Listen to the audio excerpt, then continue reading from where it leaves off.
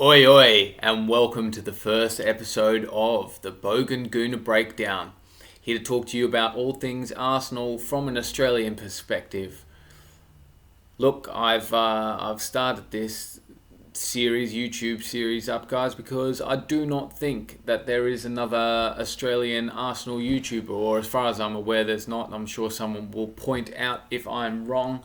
But I thought it'd be a useful thing to give everyone a bit of a perspective into what it's like for an Australian watching Arsenal, and just to give the Arsenal community a bit of an Australian perspective on things. So this first episode is going to talk about our last preseason game against Spurs. We go into our first Premier League game of the season this weekend against Brentford.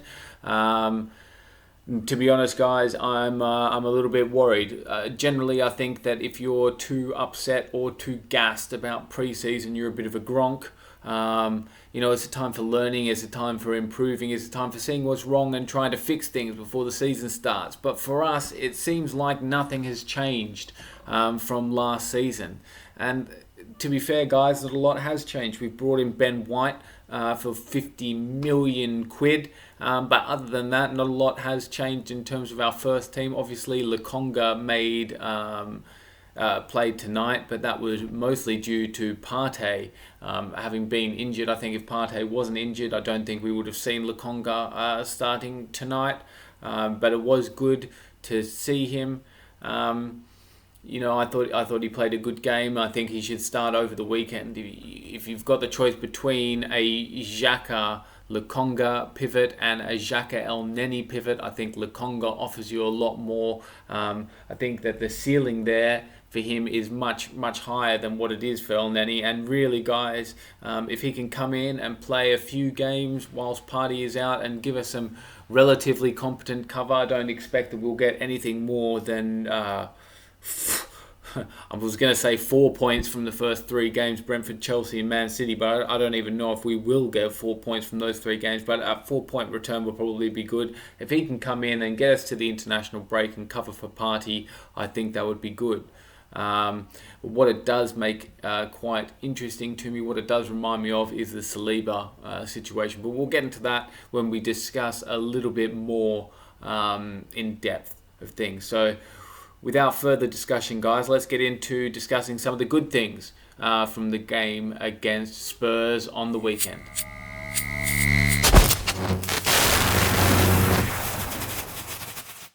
Alright, so the first good thing I want to mention, guys, is Leno's shot stopping. Look, you can say what you like about Leno's feet, and I have my problem with Leno's feet as well. He is an awful distributor. I think we could do much, much, much better there. It looks like the club are looking at Ramsdale. I've never seen the guy kick a ball short. He can certainly kick a ball long, but I don't think we have the forwards for long balls. But look, Leno has problems with his distribution with his feet. And it's definitely an area that we could upgrade. I always thought Martinez was better than him at doing it, but Martinez has not been an Arsenal player for quite a long time now, so it's high time we stopped talking about him. But the point of this was to address Leno's shot stopping. About 15 minutes into the game, there was a mad ball over the top from Lloris, which landed right at the feet of Lucas Moura, who was right on the edge of our box. They got the ball to Son, and Leno stopped Son from basically point blank range. It was a great shot, a great stop from him, and just, he often does that. He's quite a good shot stopper. He's bad with his feet, but he is quite a good shot stopper. I thought he had quite a few moments in this game where his shot stopping was displayed quite well. A second positive thing, I think, is to see Saka on the pitch again. It's always good to see him on the pitch. Definitely my favourite player in the team now. A lot of people's favourite player, and a lot of England fans' favourite player. And that was emphasised by the classy move by the scum to clap him on as he came on the pitch. You are still all scum, but that was a very classy move, and I think that was very, very good of the Spuds fans to do that. Another positive I thought was Ben White. I think about 24 minutes into the game, something like that. There was a point where he got the ball and there wasn't a pass on, and what he did was he just took on the first man, dribbled past him, and burst into midfield to get the pass away, which is something that I think we've missed. We have a lot of people that can pass the ball to progress it, but not a lot of players that will beat a man on a dribble and progress the ball. To see that from the back to the front is obviously a really positive thing, in my opinion anyway, guys. I think that's something that we should hope to see quite a lot more from White as the season develops. Hopefully we can get the right partner next to him. It is concerning that Gabriel's injury seems to be on a bit of an indefinite timescale at the moment. Hopefully we do get some further instruction about what exactly is going on with him and when exactly he will be back.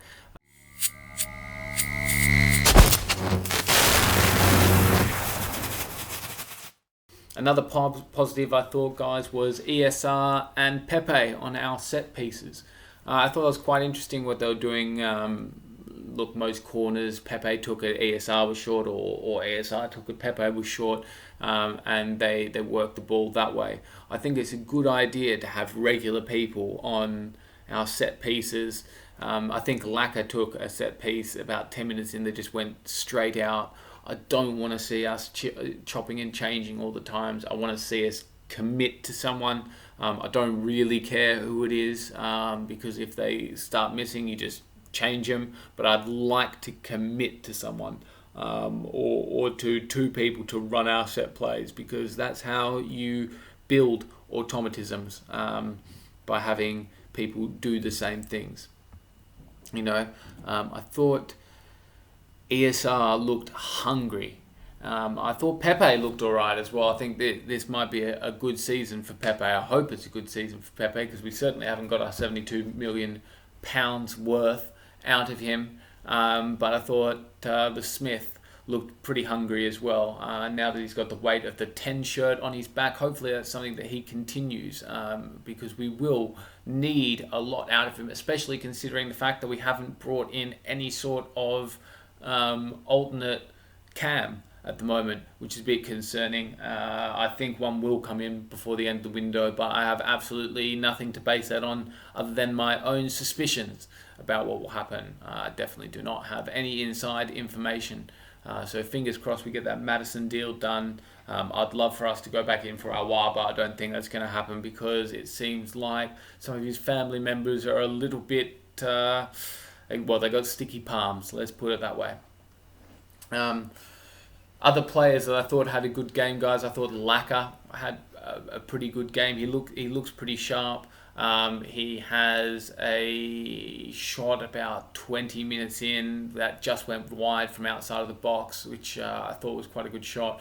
Another shot about 25 minutes in from a Kieran Tierney cross, which also went just wide, I think.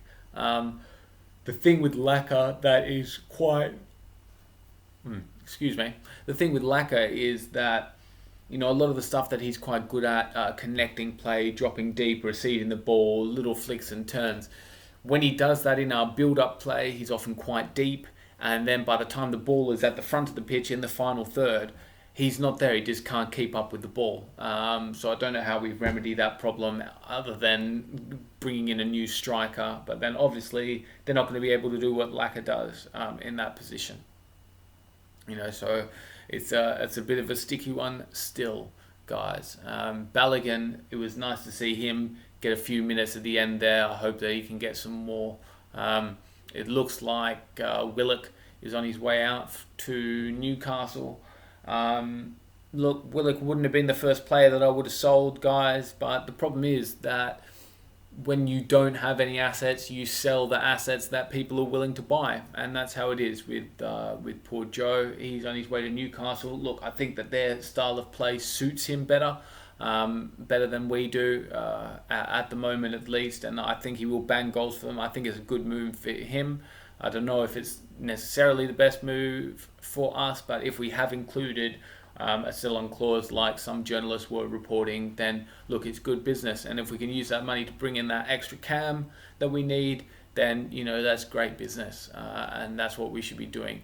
When you are happy to sell an asset, usually it means that they're past their peak value. And we have a problem with that at Arsenal. We don't sell players at their peak value. We give them huge contracts. Look, the last thing to say on the positives, guys, is the Xhaka Lokonga pivot. When Partey went down the other day, I was a bit concerned because I was worried about what Mikel would do in the middle of the pitch there. He seems to not favour young players a lot of the time. He does defer to experience when it hits crunch time. We saw that last season with Willian quite a bit, and we've seen it with other players that we've all wanted to play more games. Younger players, Martinelli springs to mind. Saliba. Even in the absence of quality in our older players, it does seem like he does often defer to experience, which isn't necessarily a bad thing, but it was good to see that he gave Lokonga a chance because, as I said, guys, the ceiling for Lokonga is just so much higher than the ceiling for El Neni. And really, what that... we may not improve in the short term, but the benefit to Lokonga is going to be beneficial to us in the long run. Whereas we're not going to pull up any trees with El Neni in that pivot, especially in the first 3 games, especially in that Chelsea game, especially in the Man City game. So I do hope that we do see Lokonga starting. And look, they're games that I don't expect us to win anyway. So we'll see how we go with those. I think that pretty much wraps up the good stuff, guys. So let's get into the stuff that wasn't so good.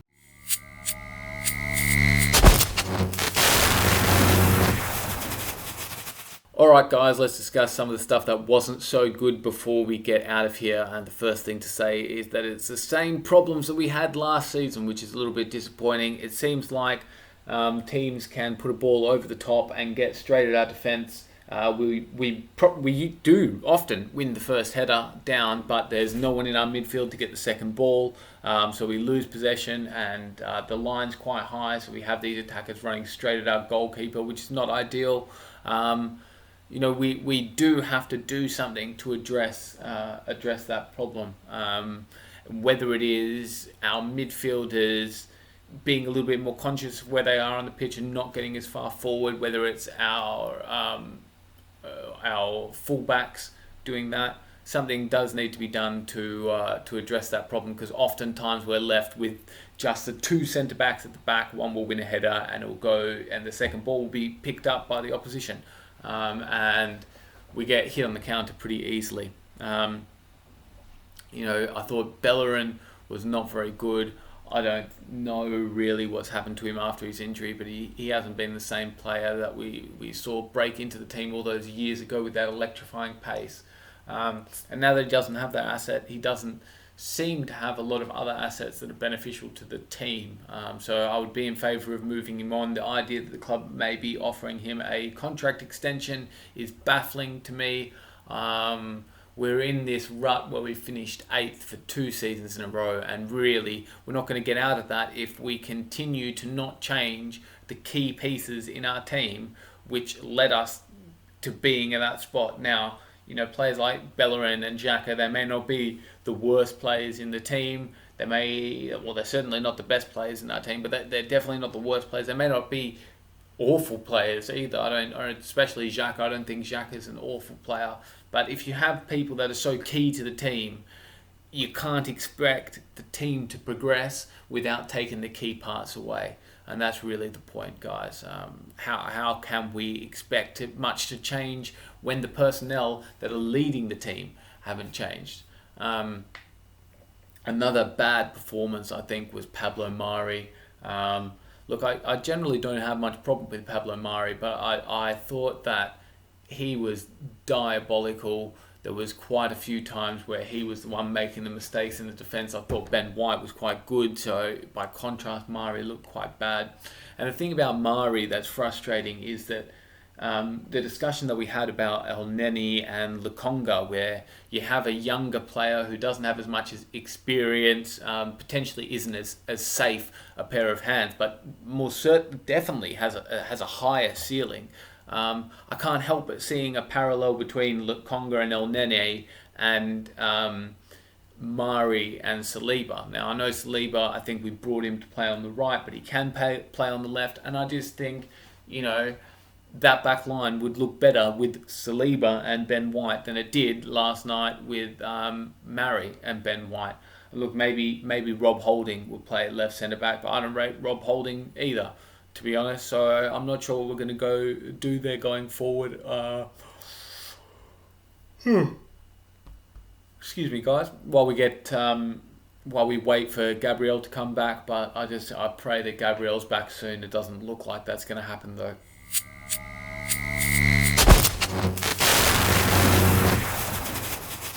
One of the other things I thought was quite weird was our substitutions. We brought Ainsley in when we took off Bellerin, so Ainsley played right back, and then we brought Cedric in after that and moved Ainsley into midfield, which I don't know what that says about Cedric's spot in the hierarchy of right back, but surely that means that he is not rated, despite what Arteta says. Arteta chats a lot of crap about players, saying that he likes them and that he rates them, but a lot of the time it's just gas, in my opinion, and it's a weird decision, especially if Ainsley is leaving, or if he has made it clear, as we've been told a couple of times, that he's made it clear that he doesn't want to play there, which I think is a really dumb thing to make clear. But that's a whole nother topic. One of the other concerning things I thought, guys, was Aubameyang. He just doesn't look at the races at the moment, which is worrying because he is our star central forward. Now, I do know that we are playing him on the left wing, and obviously you're not going to be at your best if you're not being played in your position, and that is something that has happened to Aubameyang quite a few times when we forced him left, because obviously you can't force Laka left. So where we have a dearth of wingers, we bring in Aubameyang and then we stick him on the left, but he can't take players on. Like, he got past Skip and then dispossessed Skip and then messed up and gave the ball away. He can't put in a cross. I'm sick of watching him try and cross off his left foot. He can't do it. It's not what he's good at. Let's not stick him on left wing anymore. He doesn't have the attributes of a winger to play there. And then we miss what he does have the attributes to bring, which is being in the box and finishing the chances that do come to him. That said, I think there was I think it was just after halftime, maybe about 50 minutes in, he had a swing and a miss, had a shot which was pretty embarrassing. Look, at this stage, guys, I would be looking to start Saka, Laka and Pepe with ESR in the hole against Brentford and leave Orbo on the bench. Or you can put Orbo at striker, but just please do not play him left wing. I think that's what Arteta's going to do, because I don't think that he would consider Saka to be fit yet, and it doesn't look like he's going to play Willian.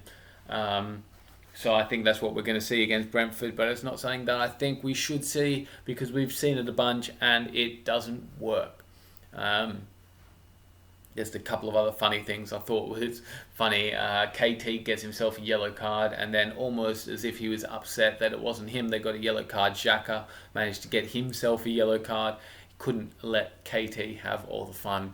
And also, I've watched back Højbjerg getting angry at Arteta for being slightly outside of his box, and Højbjerg went in to try and keep a ball and he wasn't able to do it. He kind of arced up, tried to staunch Arteta. I don't think that went down very well. I found that quite funny.